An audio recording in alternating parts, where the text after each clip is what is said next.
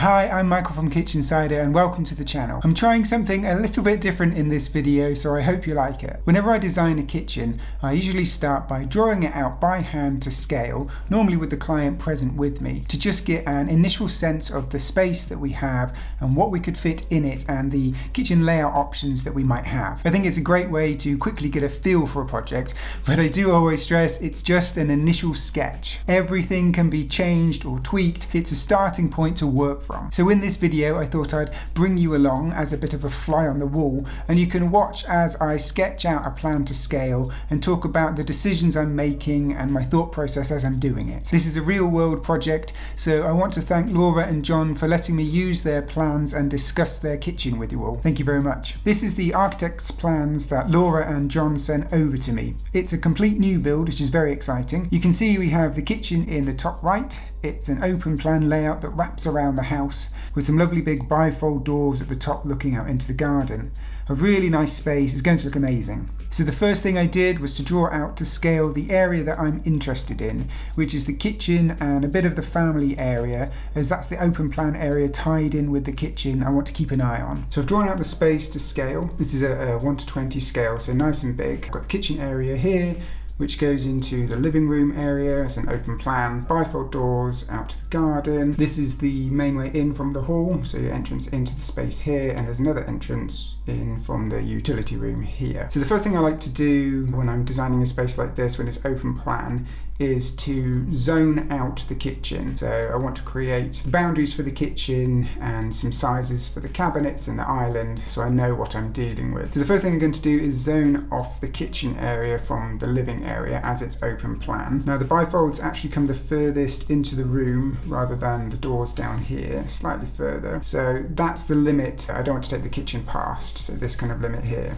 In fact, I don't want to go right up to the bifolds. I'm going to leave a little bit of room, but basically I don't want to come any further into the room than this point here. So kitchen, living, right? I don't want anything poking past that point. Now next I want to create a zone for the cabinets. So I'm going to use a standard cabinet depth of 600mm, which is pretty standard here in the UK. Depending on the manufacturer, this will vary slightly, but for the purposes of just getting this initial sketch done, I'm going to use 600. Now I've got these three sections and the sizes, I can plot in space for an island. Now as I always say, I want at least 1 meter between the work surface and an island. So same sort of thing. What I'm going to do here is plot in a meter walkway around from each of these sections to give me the area that the island can be. Now I'm not saying the island's got to be this big, it's just got to fit within this area. So let me draw those out now.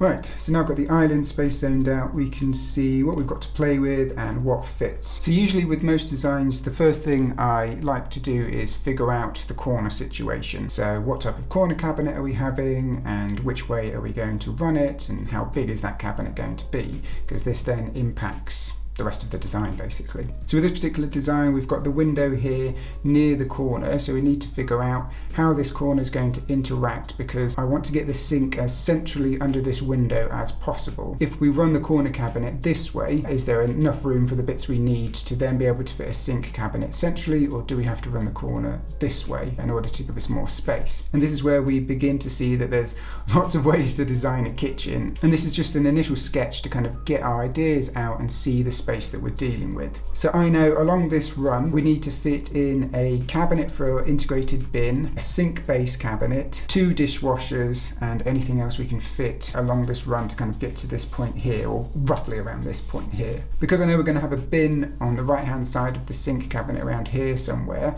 because we're going to have the dishwashers over to this side, I know that I can't really fit a corner cabinet running this way because there won't be enough space to then have a bin cabinet and then a sink base cabinet that's going to be central under the window. So this means that we're probably going to have to run the corner cabinet this way. So I've got my measurement from the center of the window to the corner here, which is 1.92 or 1920mm. So it's now figuring out what fits along here with the bits that we need to fit in and getting that window base as centrally as possible. So I know from this corner coming this way along the window wall, I need to allow for 650mm. So that's 600 wood for the carcass and a 50mm corner filler, because you need a corner filler, don't get your corner post. So I'm going to pop that line in now. So now it's a case of working out what's going to fit along here to get to this center point. So trust your calculator. So there are a couple of options, and again, this is just an initial sketch, so all of this can change. That's what I always say to clients.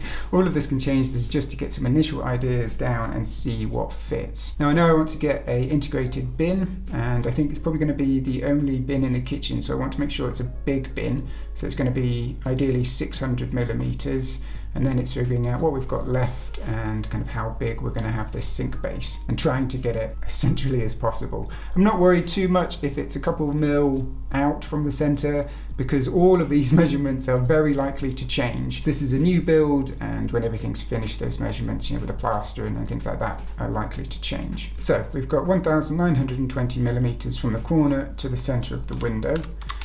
Minus the 650 for our kind of corner cabinet and filler. We need to allow for that. Like I say, ideally I would like a 600 cabinet for the bin, so minus 600 leaves us with 670. So this is where we need to make some sort of decisions, and this is where we can do lots of different things. So we could just go for a 600 door, making, well, it'd be a 1200 sink cabinet, so two 600 doors, but that would mean that it would be 70mm off center of the window, so not quite perfect. Another option here is to go size down for the sink base cabinet, so make it a 1000 base cabinet, so two 500s. And what we could do is put in a little pull out next to the sink, so 150mm pull out, and in that could be like a hanging rail for your tea towels and things. So if we did that, it would be minus 150 for that little pull out, which would leave us 520. And I was saying, so it'd be two 500 doors for that 1 meter sink base. Now we are 20mm off, but that's nothing. And as I said, these measurements are subject to change, so I don't want to get too focused on that now, but it does mean that we're closer to that center point of the window. Like I say, there are lots of ways we could do this. We could go for a smaller bin and an even smaller sink base, and then have like a, I don't know, roughly 300, 350 little cabinet somewhere else. But for the purposes of today, and just to get some initial ideas down, let's go with the 600 bin, because I know I want a big bin. And I like the idea of a slightly bigger sink base, the meter one, because I know they're on about having some big sinks, or two sinks there. And then to help center the window, we'll have that little pull out. So I'm going to go ahead and draw that in now. There we go, corner, bin, pull out, sink, and the sink is as sort of centered under the window as we can at the moment. Next we need to just fill in this section here. Now I know we need to have two dishwashers, so I have a dishwasher here which will be 600 integrated dishwasher, and this is just a personal thing, but if you have two appliances, integrated appliances like this next to each other, so if we went dishwasher, we'd need to have an end panel in between them to support the worktop and to help kind of fix the dishwashers in. When you're looking at it sort of front on with the cabinet front, you suddenly get this panel bit sticking kind of in line with the doors, and it sort of breaks the flow a little bit. So instead what I'm going to do is just separate the dishwashers from one another with a cabinet. That way you don't need an end panel, because the cabinet acts as the support and the fixing thing. So my initial thoughts are to have a 600 dishwasher, and then a 600 cabinet, then another 600 dishwasher, and then whatever we've got left, I'm thinking probably a drawer pack on the end, because I love drawers and you can never have enough drawers, so whatever we've got left, kind of with this bit of wiggle room, the drawers. So I'll draw that in now. So there we go, we've got the bin and the two dishwashers, so tick that off our list. Then we've got a nice big sink, or a double sink, underneath the window. And as I said, this combination of cabinets can totally change. We can move the sizes around, but what I'm trying to show here is we need to fit certain things in based around having this sink centered on the window, which always looks nice. Now when I got these plans from Laura and John, I did actually email them and ask if there was any wiggle room with the window, because this is a new build. Now in this instance, I don't think we are able to move the window, because the edge of this window lines up with the window above upstairs, but I'll just quickly explain what I asked was possible and why I wanted to present it to them. So I wanted to move the window for two reasons really. Keep it the same size, but just move it over here a little bit to center it between the edge of the bifold and the corner of the room here. So one, because I like things symmetrical, and having it centered is just maybe, pleasing to some, pleasing to the eye when you walk in, in, especially from the utility room, you know, it's sort of center of that wall. Lovely, lovely. And then the other reason for centering this window is because it would shift the center point over a little bit, meaning we have more room kind of here for different combinations of cabinets. And what it would mean is that I could run the corner cabinet this way along the window wall rather than down here. And I could run a corner cabinet with a 600 door and then our little 50mm corner filler. Then I would be able to have the bin cabinet, 600 again, next to it. Then I could have the sink base cabinet centered under the window, but a bigger sink cabinet, a 1200, so two 600 doors. Then I would have the dishwasher, a cupboard, dishwasher, but it means that they could all be 600. So personally I would make them all doors because everything else is doors, so nice, they're all the same, all symmetrical, 600, 600, 600, you get what I mean, all 600 door fronts all the way along. So I don't know, you know, me, it's a pleasing thing to see them all symmetrical, and it means that we have a bit of a space here because we're running the corner this way for a cabinet here, which personally I would then put the drawers here. So all doors, you know, so that's all symmetrical, and have a drawer pack down here, and then we have our bank of tool units. But unfortunately, I don't think this window can move. But I just wanted to show that it could be worthwhile giving your plans to a kitchen designer, you know, sooner, because things like this could be possible. You know, it might be a window, it might be moving a door, you know, whatever. When architects draw out a kitchen, they're not designing the kitchen, it's just a placeholder for the plans. And the nitty-gritty stuff is done by a kitchen designer. So it's worthwhile showing your plans early as you can. Right, now I want to come down this way, and to do that I need to know what tool cabinets we're having and how many, which will then give me the size kind of left over here, so I know what size corner base cabinet to put in there. So with the tool cabinets, I know we want to have a larder cabinet, freezer, an oven housing, a second oven housing, and then the fridge. So the fridge and the freezer are all going to be integrated, so for standard sizes, these are all going to be 60mm. I also want to make sure I've got a little bit of a filler down here, so when you open this cabinet here, which is going to be the larder, the door's not kind of crunching against the wall, and walls are never straight, so the filler would also act to scribe to the wall. It also means we've got a little bit of wiggle room with this filler if we need to kind of move things up or down a little bit to fit. Now, because I know that this kitchen, the style is what's called a true handleless, it uses these vertical and horizontal rails to open the doors. It's not as simple as just 5 600mm cabinets. I need to allow for these rails in between each cabinet. Now again, this will depend on the kitchen manufacturers to the exact size of these rails. A pretty standard width to allow for is 35mm. Now at the very end of the tool cabinets around here, I'm going to need a tool end panel to finish the side of that cabinet off. And personally, I like to set these tool end panels forward a little bit, usually about 20mm, because then the worktop, the overhang of the worktop comes around and then finishes flush with the end panel, rather than kind of just sticking out that little bit. That gives this length of all of our tool cabinets of 3258. Now we've got 4500 to play with. That leaves 1242, which almost spot on really. So if we have a corner base cabinet with a 600 door, we need to allow 650 because of the corner post and the 600 void at the back, so that would be 1250. I'm saying 1242, but it's fine because we can lose a bit of this filler, and we can have a corner base cabinet with a 600 door, nice and big to fit our wire work in, and then all of our tool cabinets, and we'd end up with a little filler down here. So let's draw that in. So here's our run of tool cabinets. Now you could, hand the doors whichever way you like. You have to just pop these in for now, left hand, right hand, whichever kind of suits your flow best. These are the two ovens in the middle, so be a single oven in one, and I personally have drawers underneath, and then it's a combination oven with a warming drawer, and again I'd have drawers underneath. They all kind of line up and they're central, so it kind of feels a little bit balanced, so they're slightly off. They're in the middle of these tool cabinets. This would be the fridge, this would be the freezer, and this would be the larder cabinet. And now if you wanted to hand the fridge the other way, like with these, we just need a handrail in between the end panel and the cabinet, which is fine. We've got room down here with the filler. It'll just nudge everything down a little bit. These are the little details that you can iron out down the road. As I said, this is just an initial sketch to get the ball rolling. Now we've got these tool cabinets in, and we've got our L shape. Probably going to look at wall cabinets because it's just a quick and easy one. With the window being here, there isn't much room to kind of return, and corner wall cabinets, any corner cabinet really, isn't great. So I think to keep it nice and simple, we're just going to have just a straight run, 2 cabinets here, or one big cabinet, a 1200, because we've got 1250 to play with, so there's 2 600s and a little 50mm filler, or a 1200 cabinet. And a 1200 cabinet usually is cheaper than 2 600s, so it'll just be there. So I'll go ahead and draw that in now.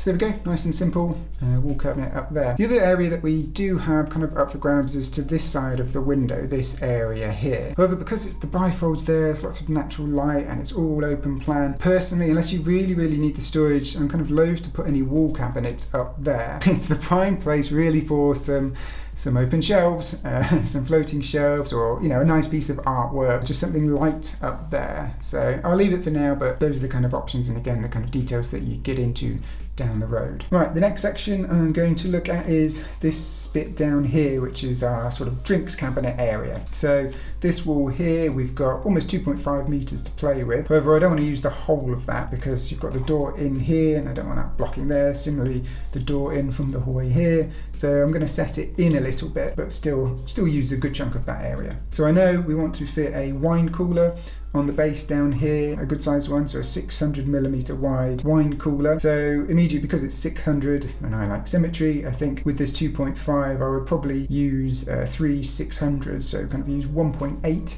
and then the remainder kind of split, so center it on this wall, giving us a bit of space for, when you come in, it's not right up against these cabinets and that door's not going to bang the cabinets. So a 600 wine cooler in the middle and then 600 cabinets either side. These could be doors or drawers, whatever your preference is. And then on top of these, we want to create a kind of countertop section, so the cabinets come all the way down to the countertop. So we've got this 1.8. So this will depend on your kitchen manufacturer, your kitchen style, what they have available, what options here for sizes of things. I'm going to go with a 900 countertop cabinet in the middle, so a decent width. That'll be double doors that would open, and then inside you've got the countertop and then some shelves above, and then either side I'd go for 2 450 countertop cabinets with all shelves, so lots of storage in these. When you look at it from the front, they're all 450 doors, so nice and symmetrical above the 3 600 cabinets at the bottom, with the wine cooler probably in the middle, just to again centralize that, keep it all nice and symmetrical. So I'll draw that in.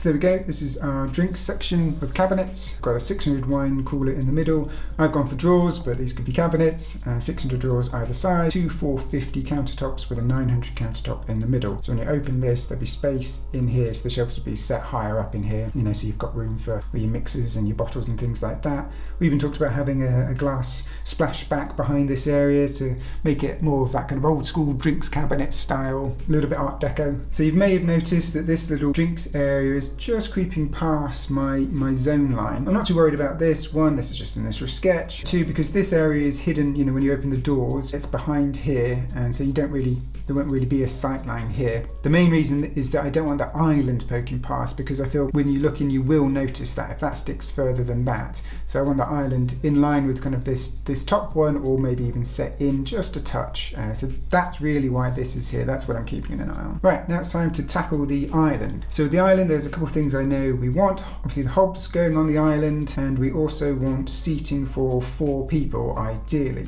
Now, the choice here is how big we go with the island. Usually 3 meters is the max, and this is because of slab sizes, although there are jumbo sizes in certain materials, quartz being one of them, and I think we're going to go down the quartz route here. So I know in the back of my mind I've got a bit of safety. There are jumbo slabs available, so you can go 3 meters comfortably, or a little bit bigger than 3 meters. Jumbo slabs, usually about 3.2, but you do have to factor in, they have to kind of cut and finish the edges, so you lose a bit of that 3.2, but still plenty enough for this. So knowing that, and knowing that we're going to go for waterfall edges, so I don't need to put end panels because that waterfall edge is the end panel if you like. I save a bit there on end panels. If we go for 3 1 meter wide drawer packs, lovely wide drawer packs with the hob in the middle, plenty of room for a nice big hob, so that's 3 meters. You have to also add in the waterfall edges if we're going to go 20mm, which with a contemporary kitchen, I would usually go 20mm thick for the worktop, so the edges would match. You've got an overall kind of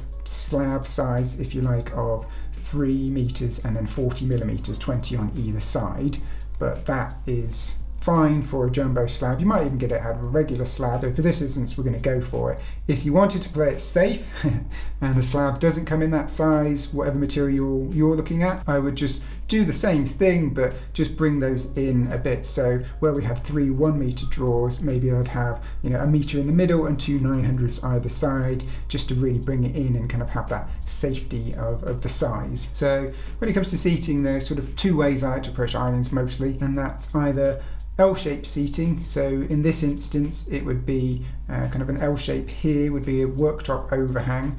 We'd have then full depth cabinets along here and some full depth cabinets here, shallow depth or just an end panel, finishing off this for the overhang. So it'd be sort of 2 and 2 seats here. I'm not going to do that for this particular design, just wanted to show you 2 reasons. One, having seats kind of over here sort of upsets my line that I'm trying to create. They'll be poking into this area, which I want to avoid. This is just a personal thing. And the second thing is, more importantly, because the clients spoke about having more of a feature island, and they did mention having waterfall end panels, so where the worktop kind of continues down the side, which can look amazing. So that means if you want to have that, it's making full use of this side, having the waterfall worktop go down. Can't really have seats up against it. So for this particular design, we're looking at seating along the back here. Now, again, this is just a personal thing, but if we're going for this feature island, I kind of want it to have some weight, and especially if we're going to have these waterfall edges, I want to make full use of this edge to get the dramatic effect. So I'm thinking is drawers all along this side. Love some drawers, hob in the middle, nice and central and symmetrical.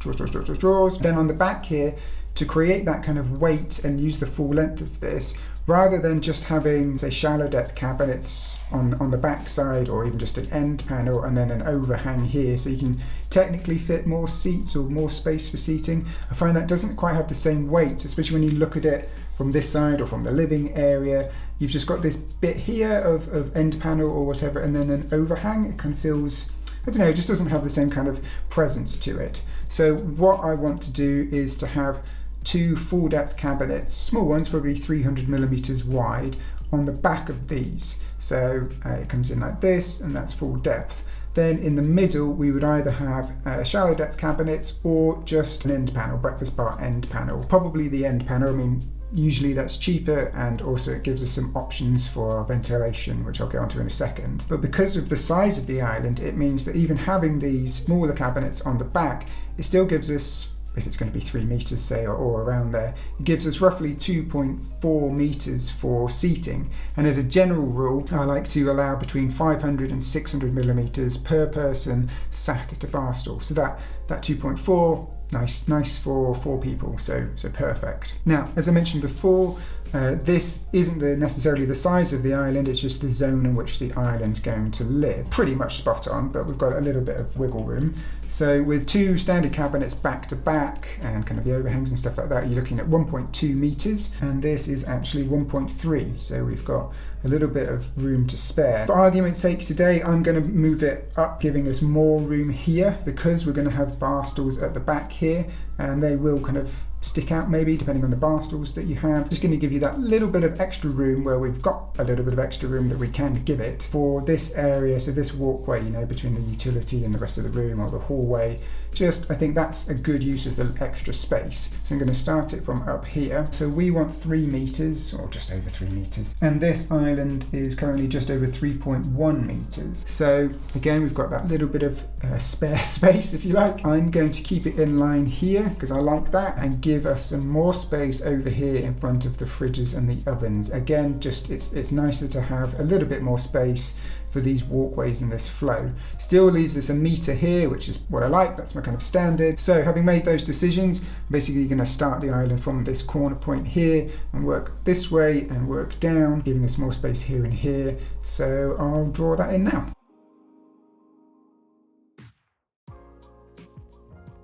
So there we go, we've got our island. So that's 3 1 meter drawer packs with the hob in the middle. So all drawers on this side, really handy storage.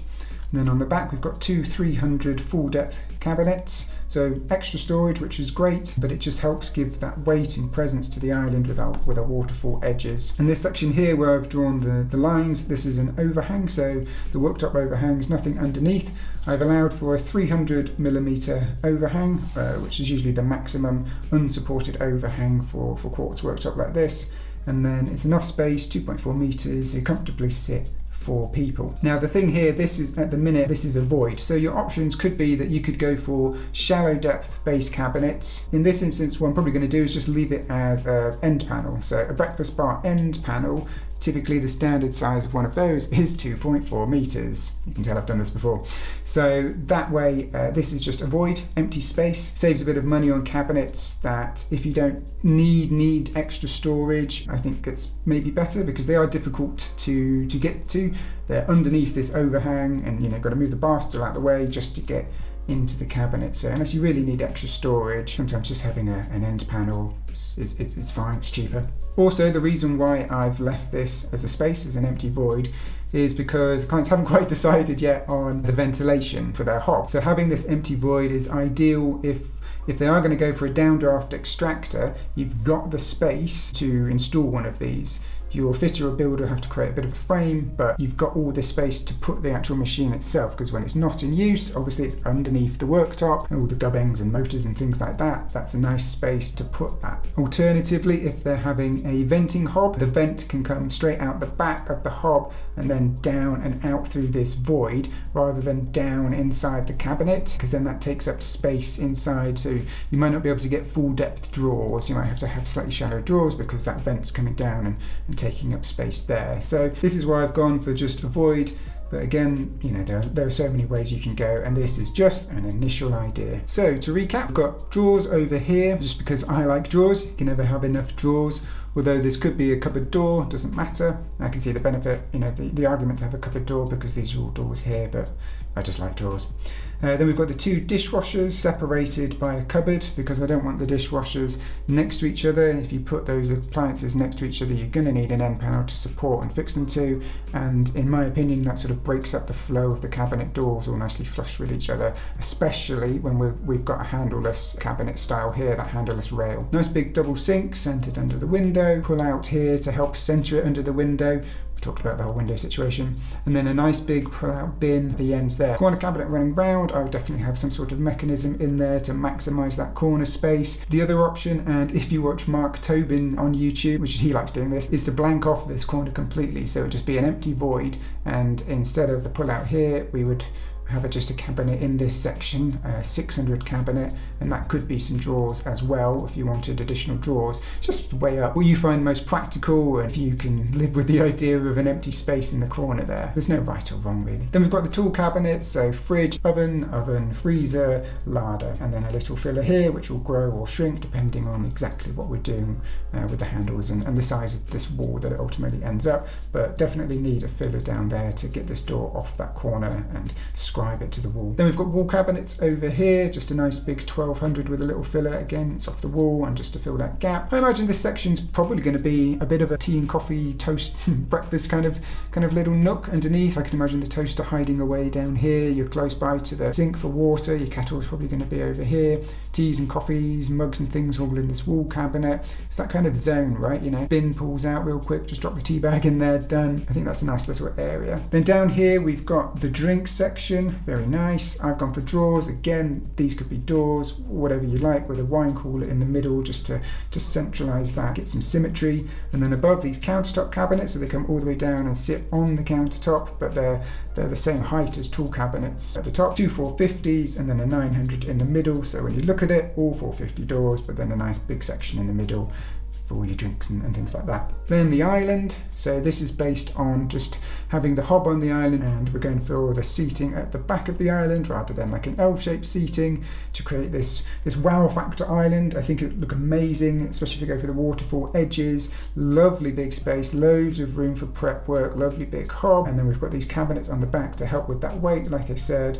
Overhang here, seating for 4, and this is the void. If you wanted maybe a bit more space, a bit more of a walkway space, you can always cut the back off of these cabinets and kind of shrink the island a little bit. So the minute they're just full depth with the overhang and things, it's about 1.2 meters. Now at the back of cabinets, most cabinets, you've got a little kind of service void, but because we don't need it here, you could cut them off and kind of squish the island a little bit together. So rather than 1.2, you could make it 1.1, 1150, whatever it is, if you want a little bit more room. It's always an option, but I think this is a good amount of space, a nice flow around the area. So there you go. That's usually how how I start all of my kitchen design projects. It might be a bit old school, but I find that it's a quick and pretty accurate way to get a good sense of the space and what's possible within it. You've got to start somewhere and begin to uncover all of the different options and decisions that you need to think about and make. And I think by drawing it out like this, you can get a lot achieved, especially when you've got the person or the client with you. I hope you've liked this video. It's a bit different, I know. Let me know what you think, and if you'd like to see any more videos like this where I draw out and design kitchens, leave a comment below. As always, thank you so much for watching, and I'll see you in the next one.